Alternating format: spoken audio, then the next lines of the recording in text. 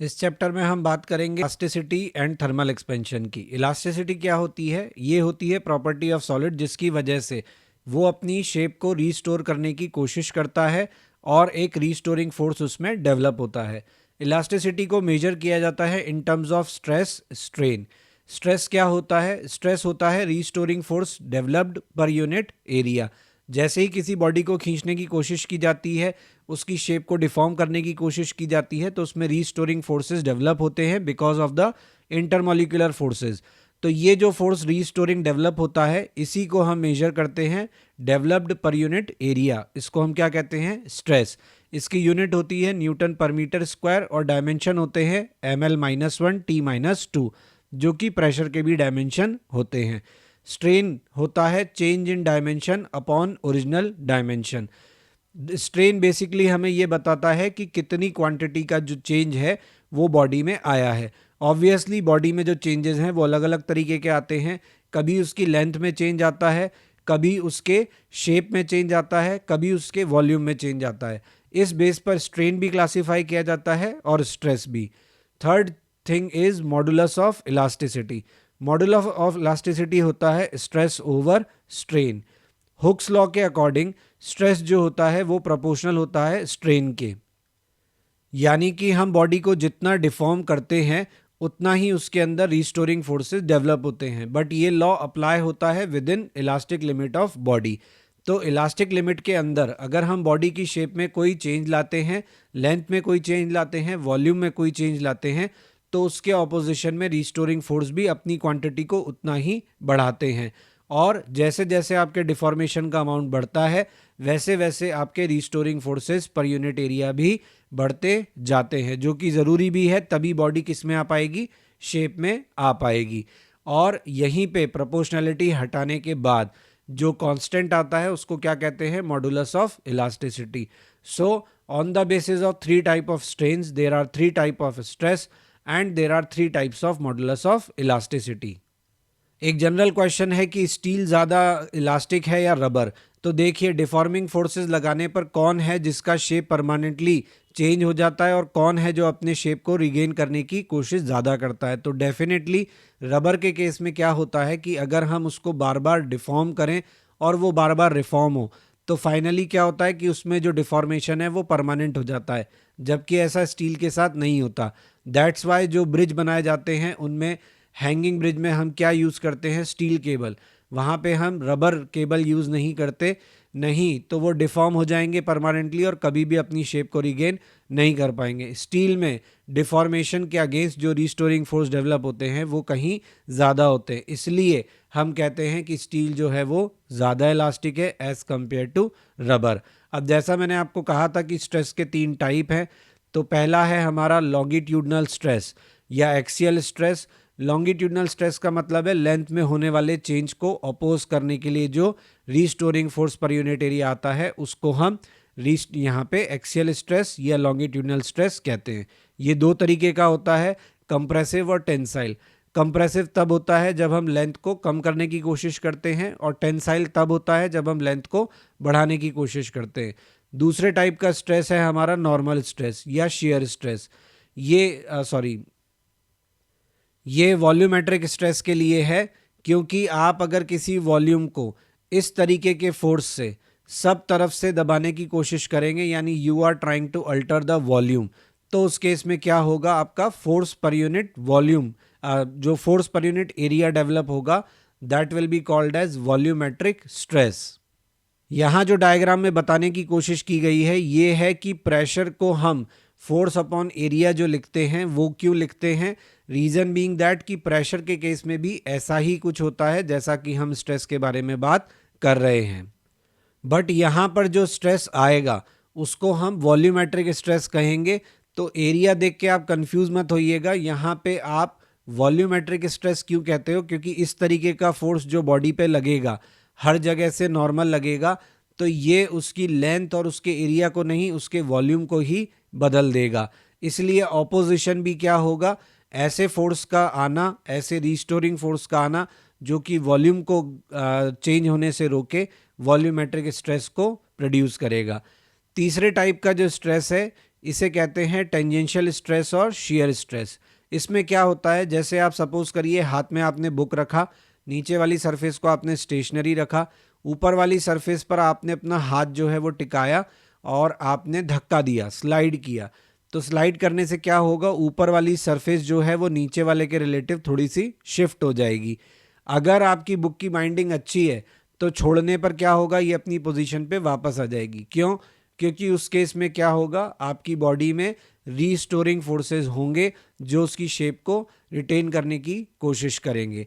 ऐसा तब होता है जब हम सीट पे बैठे हैं और हम वहीं पे बैठे बैठे आगे पीछे होते हैं, तो उस केस में ऐसा नहीं है कि हमारी जो सीट है वो निकल के हाथ में आ जाती है, वो अपनी जगह रहती है।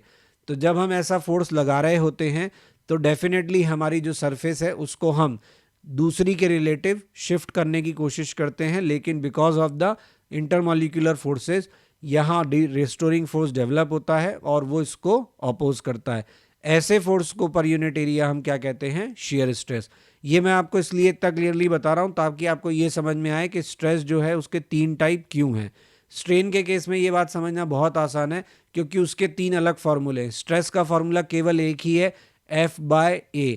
तो स्ट्रेस का कोई भी टाइप हो, फॉर्मूला वही रहेगा, उसमें कोई चेंज नहीं आएगा। चेंज आएगा नेचर ऑफ फोर्स में जो डेवलप हो रहा है।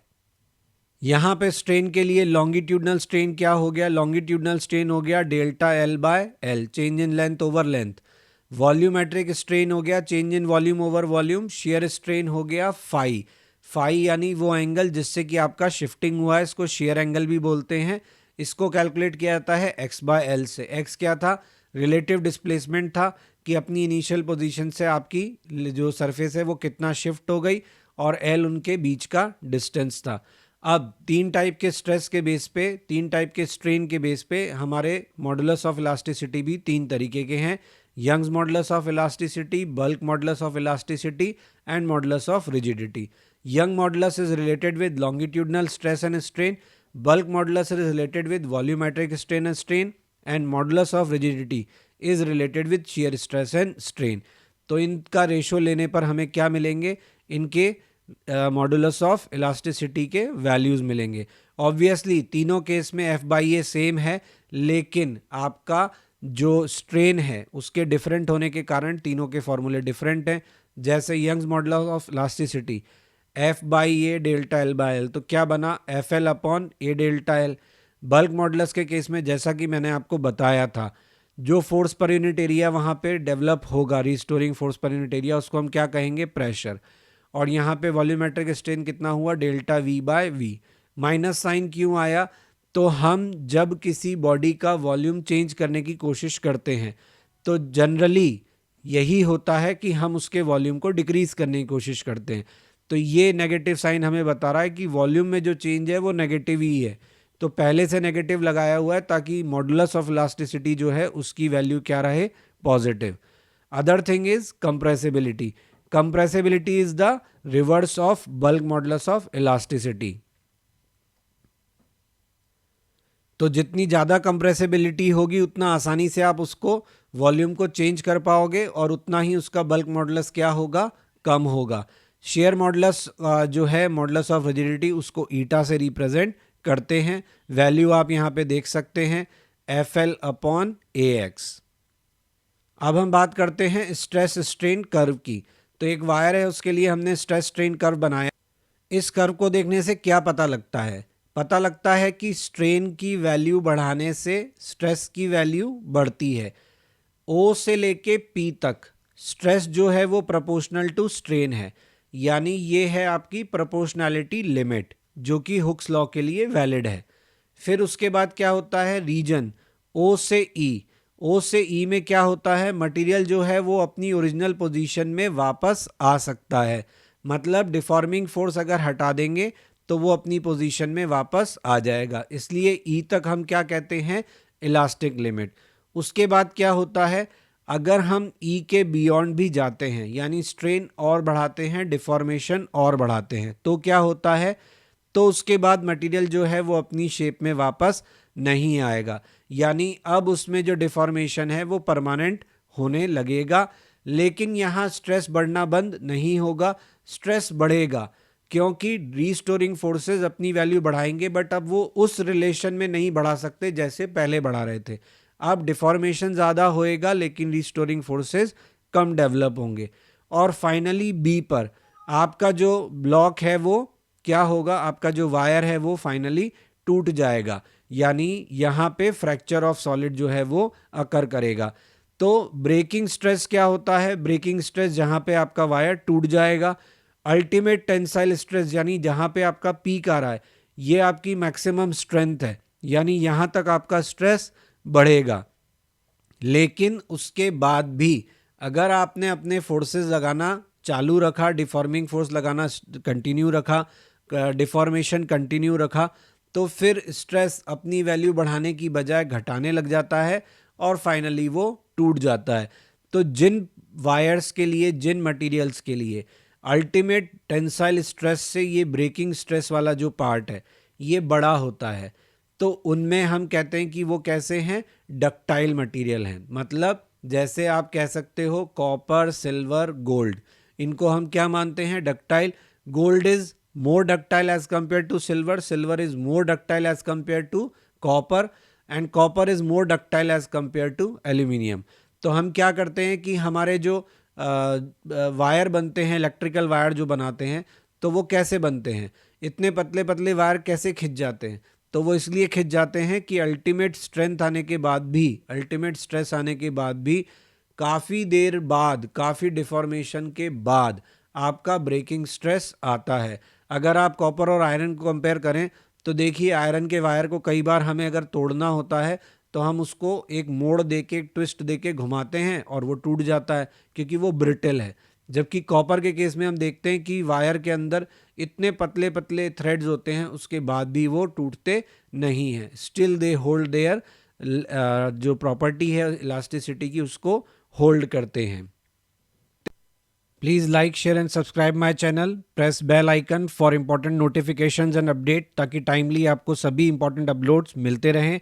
आप हमारा ब्लॉग भी विजिट कर सकते हैं, दैट इज़ क्वेश्चन नहीं बनता blogspot.com, जहाँ पे आपको सभी लेक्चर्स के रिटन फॉर्मेट में जो नोट्स हैं वो अवेलेबल हैं और क्वेश्चंस के सोल्यूशन अवेलेबल हैं। आपको कोई सजेशन है तो आप मुझे मेल कर सकते हैं, मेरा मेल आईडी यहाँ दिया हुआ है। फेसबुक पेज और इंस्टा पे आप टिप्स ऑफ द डे के लिए ज्वाइन कर सकते हैं।